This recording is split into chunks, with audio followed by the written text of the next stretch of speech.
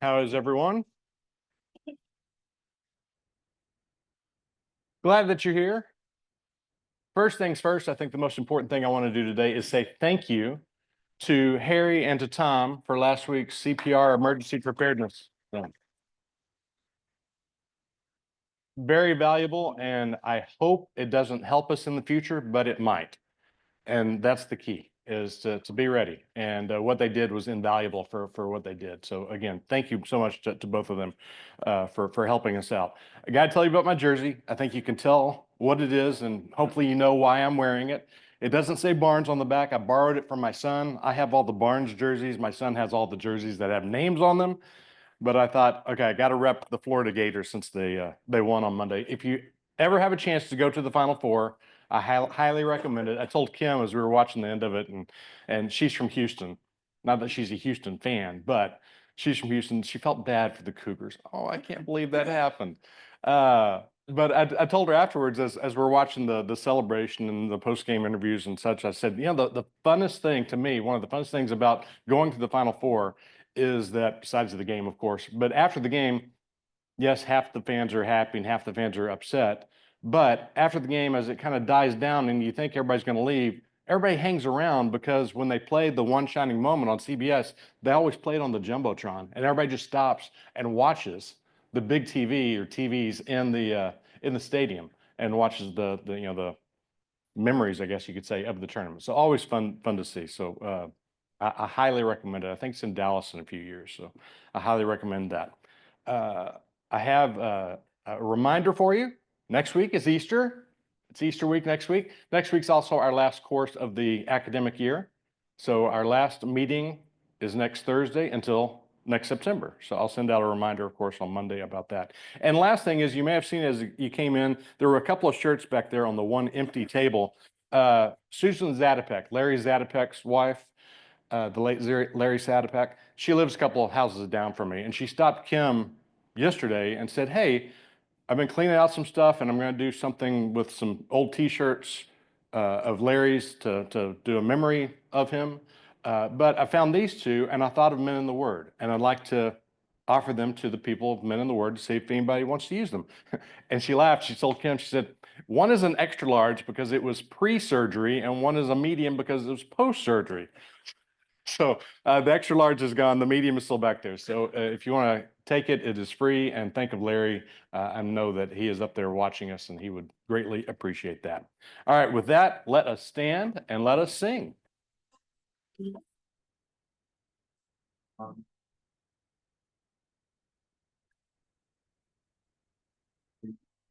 Of the living God, fall afresh on me. In living God, fall afresh on me. Me, mold me, build me, me,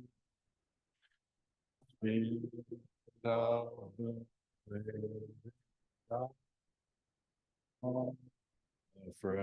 on me.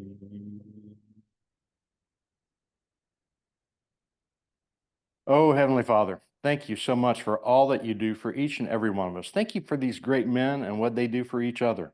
And thank you for your word. These red letters are so inspiring. And today you help us know our worth. We bless everything in your name. Amen.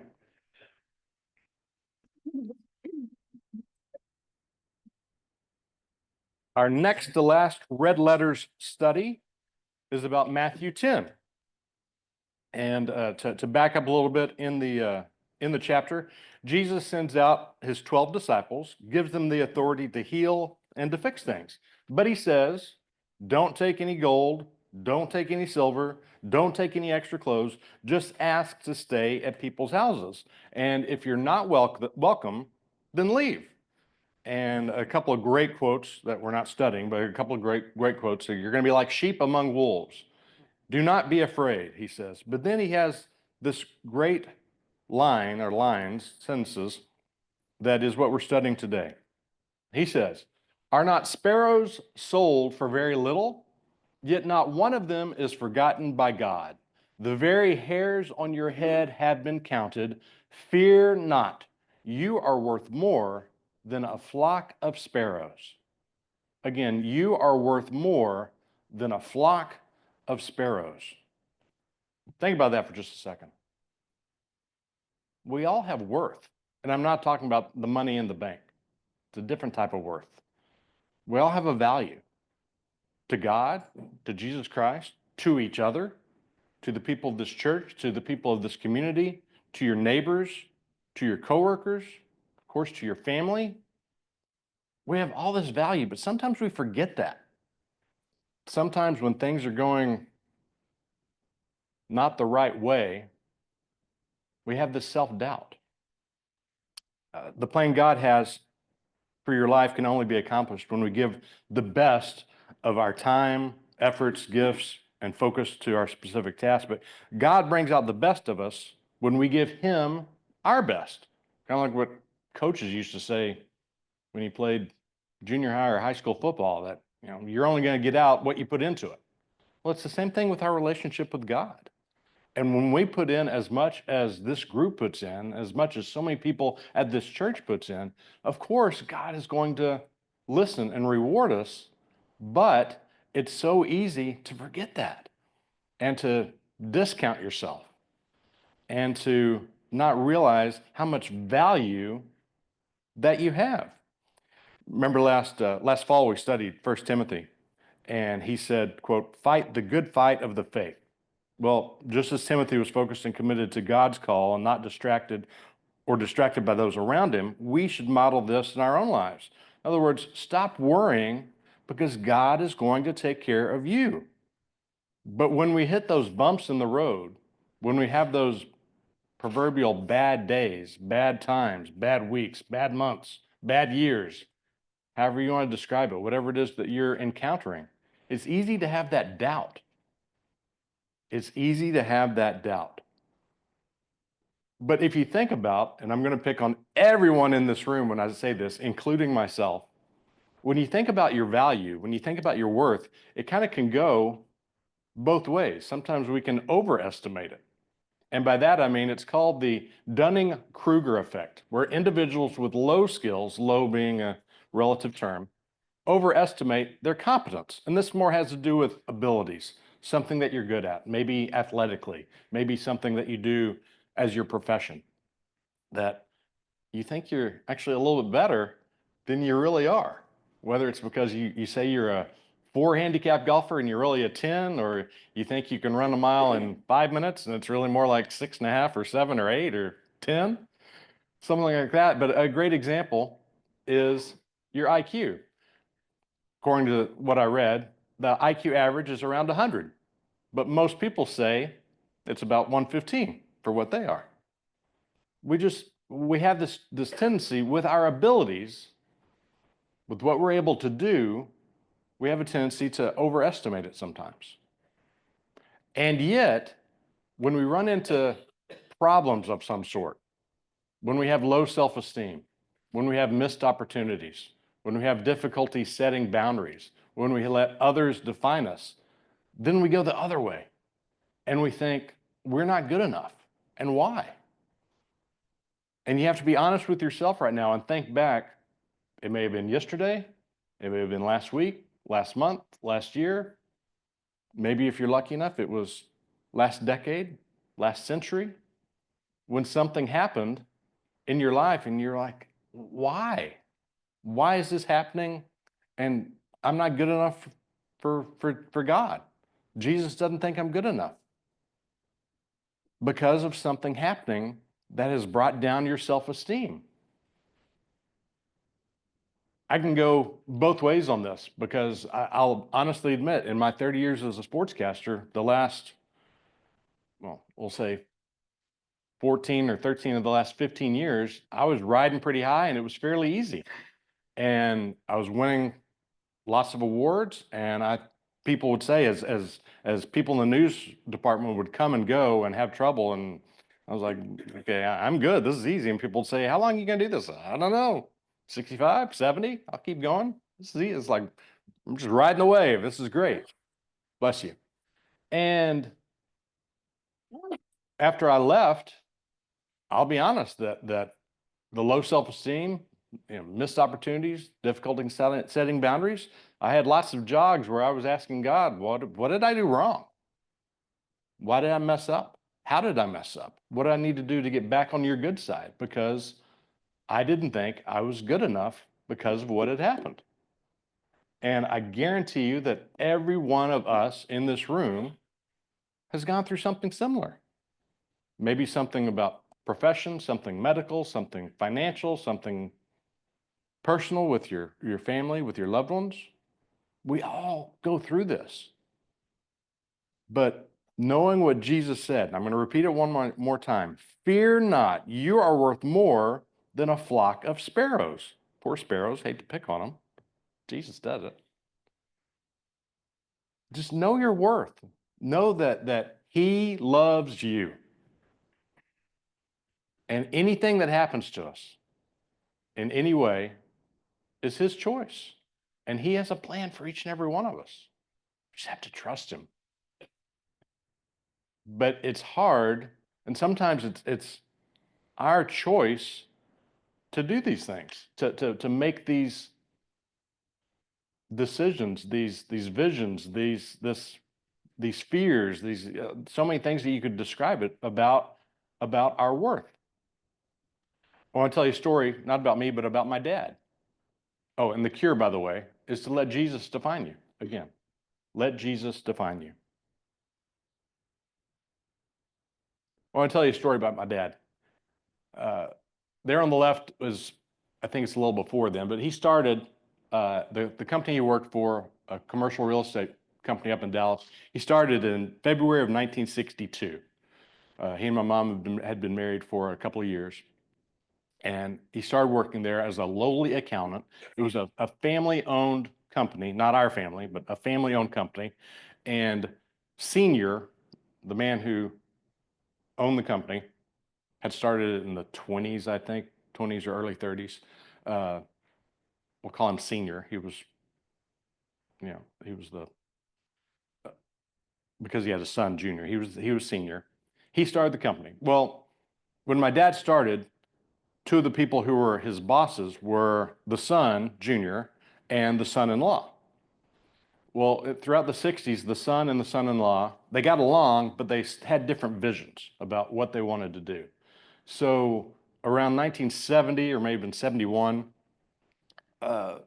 as Senior was getting very old and was near the end, Junior and the son-in-law decided, okay, we're going to basically break off. Company's still going to be intact, but we're going to go have one company basically over here and one company over here doing different things because we want to do different things. And they offered my dad, they both said, do you want to come work with me? And my dad decided to work with Junior. And he became basically second in command for Junior's company while the son-in-law had his own company, even though they were basically under the same family tree, I guess you could say, if that makes sense. That happened throughout the 70s. Well, in the early 80s, for whatever reason, they had to make the split official. And so my dad was in charge of splitting up the company. And some of the commercial properties that were under one company had to go to another company and vice versa. Anyway, long story short is that in 1984, my dad finalized everything to split the company to where there was no connection at all anymore other than family, but no one owned both. It was completely separate. So my dad was with Junior's company. Well, Junior had two sons. Both the sons were working with my dad, and they, like Junior and son-in-law, didn't see things the same way. So once again, they were kind of going in opposite directions. So my dad has told me the story about how in the early 90s, it was around 1993 or 1994, he went to Junior and said, you're going to have to split the company again because these boys won't get along. They won't be able to do things together. And my dad laughs when he tells me the story. He says, I was afraid I was going to get fired because Junior did not like hearing that. And my dad left and said, I may have really messed up by saying this. The next day, Junior calls him and says, you're right. Do what you need to do. So my dad starts working on figuring out for all the commercial real estate that they had, whether it was hotels, shopping centers, office buildings, who should get what, because it was going to be, again, an even split. So he had to look at what the revenue was, what the value was, what the debt was, and try to make it as even as it was. Back during that time, this was during the Southwest Conference days, I would cover the Southwest Conference basketball tournament in Dallas every year. And every year on Thursday or Friday, I guess it was on Friday, I would always get an extra press pass. This was before 9/11, because 9/11, everything got a lot tighter on press passes. But I would get an extra press pass for my dad, and he would come and watch the Longhorn game with me, sitting on press row and having a good time. Well, I'll never forget it. I think it was in 94, maybe in 95. I think it was 94. We're at the game, and at halftime, we go back into the press room, and this is before iPhone days, when hardly anybody had a cell phone. If you did, it was a big old block in your car. We go back into the press room at halftime, and my dad picks up the phone and calls his office just to check in, and he smiles as he gets off, because the final piece of the puzzle, there was one office building that he said they really needed to sell to finalize everything so they could do the split. And he was excited about this, because this big thing that he was trying to do was done. So again, this was in March. Well, I guess it was a couple of months after that. He meets with everybody. He meets with meets with Junior, meets with the two boys, and meets with other people, the family, and then meets with everybody in the office. And my dad was in charge of splitting everybody up, and not only for the properties, but people in the office. And my dad decided, okay, these people are going to work for son A, these people are going to work for son B, and basically split everything up. And he got through everything, and he left himself out.